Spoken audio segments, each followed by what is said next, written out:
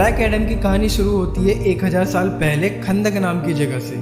खंदक जो कि दुनिया का सबसे पहले जादूगर का जन्म स्थान था, लेकिन उस स्थान पर बढ़ते हुए हिंसा को देखकर वह जादूगर वहां से चला जाता है। उसके कुछ समय बाद आइबैक और वहां के लोग खंदक पर कब्जा कर लेते हैं और उस जगह के सभी लोगों को गुलाम बना लेते हैं। उन सभी लोगों में अमन नाम का एक बच्चा होता है, जिसे आइबैक के लोग उसे उसके माता पिता से अलग कर देते हैं। उसके बाद उसे भी गुलाम बनाकर उससे माइंस यानी खानों में महीनों तक काम करवाते हैं। वह जीने की उम्मीद छोड़ चुका होता है और वह यही दुआ मांगता है कि कोई आए और उसकी मदद करे। एक दिन एक आदमी अचानक आकर उसे बचा लेता है और कहता है, अमन तुम ठीक हो?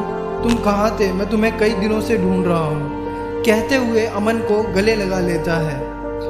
अमन भी खुश होकर पूछता है, मामा मेरे माता पिता कहाँ हैं?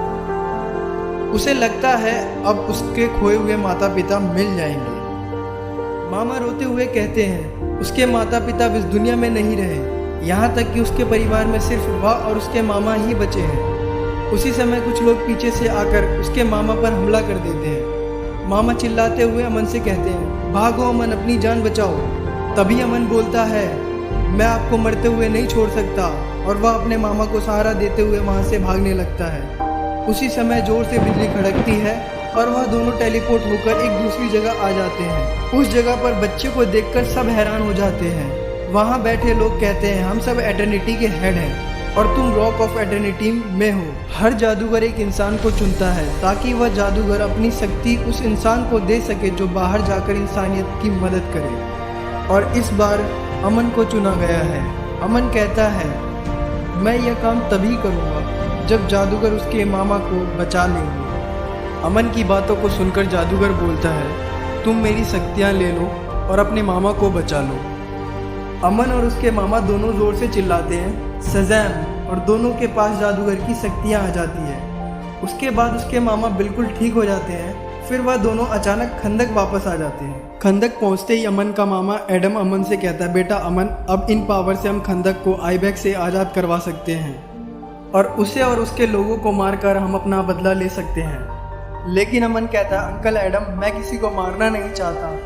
मैं पहले ही बहुत खून खराबा और कत्लेआम देख चुका हूँ, और उस जादूगर ने हमें यह पावर इंसानियत की मदद करने के लिए दी है, और इंसानों को मारकर इंसानियत की मदद नहीं हो सकती।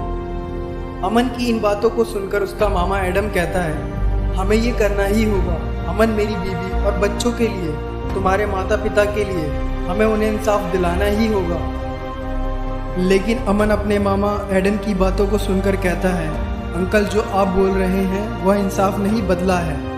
अमन का मामा रोते हुए कहता है, आइबैक और उसके लोगों ने जो किया है उन्हें उसकी कीमत चुकानी ही होगी।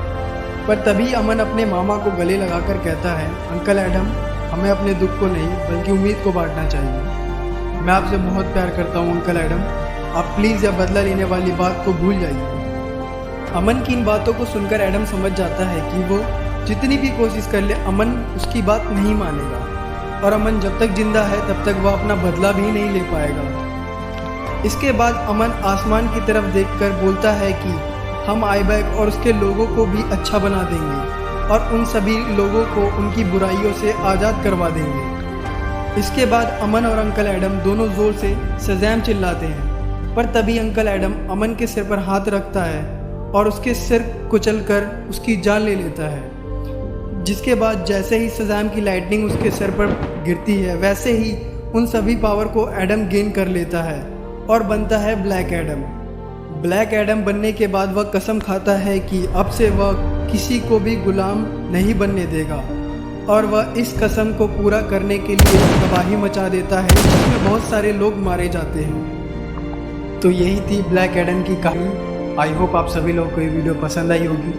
अगर वीडियो पसंद आई है तो चैनल को सब्सक्राइब करें। वीडियो